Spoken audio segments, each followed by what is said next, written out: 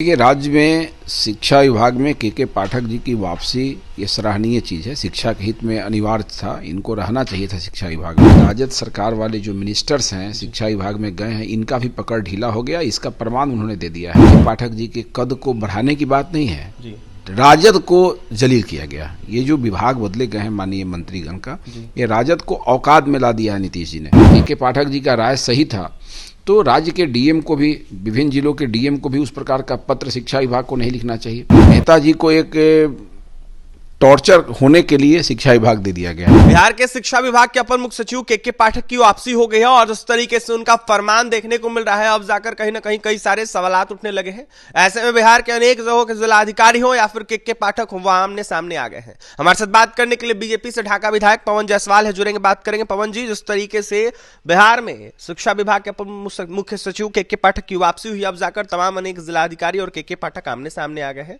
और जिस तरीके से छुट्टी दी गई थी स्कूली बच्चों को लेकर, इसको लेकर के पाठक ने कई सारे बातें कहे थे, जिसके बाद कहीं ना कहीं कई सारे सवालात उठ रहे हैं। कैसे देख रहे हैं? देखिए, राज्य में शिक्षा विभाग में के पाठक जी की वापसी ये सराहनीय चीज़ है। शिक्षा के हित में अनिवार्य था, इनको रहना चाहिए था शिक्षा विभाग में और आ गए हैं। इसका स्वागत हम लोग करते हैं। लेकिन राज्य में शिक्षा मंत्री जी का जो तालमेल है वो काफ़ी के पाठक जी से उल्टा था।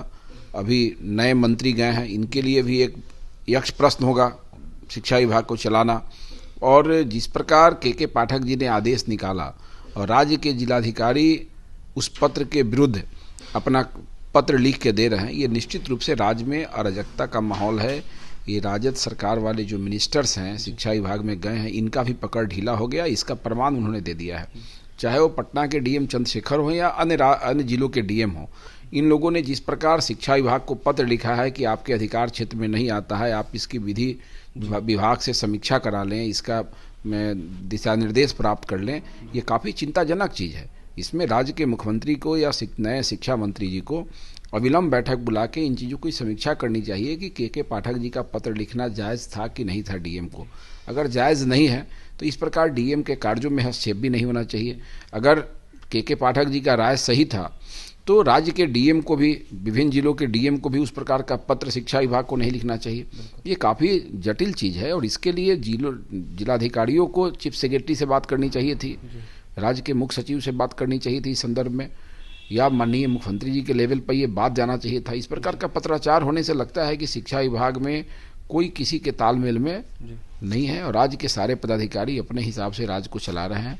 इनके ऊपर कोई भी व्यक्ति का जो है लीडरशिप नहीं रह गया, किसी को अपना कुछ मानने को तैयार नहीं है। बिहार के शिक्षा मंत्री को, जो वर्तमान में शिक्षा मंत्री नहीं है, प्रोफेसर चंद्रशेखर, ऐसे में उनको गन्ना उद्योग विभाग दिया गया है। ऐसे में देखा जाए तो आलोक मेहता को शिक्षा विभाग सौंपा गया है। पता होगा कि आलोक मेहता जी जब राजस्व एवं भूमि सुधार मंत्री थे तो उनके किए हुए सीओ के सभी ट्रांसफर को माननीय मुख्यमंत्री जी ने रद्द कर दिया था। तो ये मेहता जी को एक टॉर्चर होने के लिए शिक्षा विभाग दे दिया गया कि ऐसा विभाग में इनको डाल दिया जाए जहाँ के पाठक जी ऐसे अपर मुख्य सचिव हों और ये वहाँ जाएं तो पूरा एकदम इनको अपर मुख्य सचिव से संबंध गड़बड़ा जाए। ये कोई शिक्षा विभाग को दुरुस्त करने के लिए इनको नहीं लगाया गया है। टकराहट में राजद के जो मंत्री हैं वो परेशान रहें, इसके लिए इनको लगाया गया। इसलिए ये चंद्रशेखर इससे ज़्यादा परेशान होंगे। चंद्रशेखर, जो कि बिहार के शिक्षा मंत्री थे, वर्तमान में नहीं हैं, वो लगातार बयान दे रहे हैं, तंज कसते हुए नजर आ रहे हैं लगातार के पाठक पर। देखिए, चंद्रशेखर जी को डिमोरलाइज किया गया है। के पाठक जी के कद को बढ़ाने की बात नहीं है, राजद को जलील किया गया। ये जो विभाग बदले गए हैं माननीय मंत्रीगण का, ये राजद को औकात में ला दिया है नीतीश जी ने और लाना भी चाहिए था कि आप सरकार के सारे कार्यों में हस्तक्षेप करेंगे, बिहार के विकास को बाधित करेंगे। नीतीश कुमार काम करने वाले लोग थे, जब भी हम लोग के साथ रहे हैं वो विकास के प्रति ललायित रहे हैं, राज्य के प्रति अच्छा सोच उनका रहा है। लेकिन जब भी वो राजद से तालमेल करते हैं तो राजद के प्रेशर में गलत रास्ते पर वो डाइवर्ट हो जाते हैं। तो मुख्यमंत्री जी को समझ में आया होगा कि भाई ये शिक्षा व्यवस्था चौपट हो रहा है, तो उन्होंने फिर से लगा दिया। उनको तो जदयू के मंत्री को वहाँ लगा देना चाहिए था कि बेहतर काम होता। वो तो पनिशमेंट, राजद के मंत्रियों को पनिशमेंट मिले, इसके लिए नीतीश जी ने ये काम किया। क्या लगता है आलोक मेहता अच्छे से संभाल पाएंगे? बिल्कुल नहीं, आलोक जी क्या संभाल पाएंगे। जब के पाठक जी को नीतीश जी नहीं संभाल पाते हैं तो आलोक मेहता जी के पाठक जी को क्या संभालेंगे।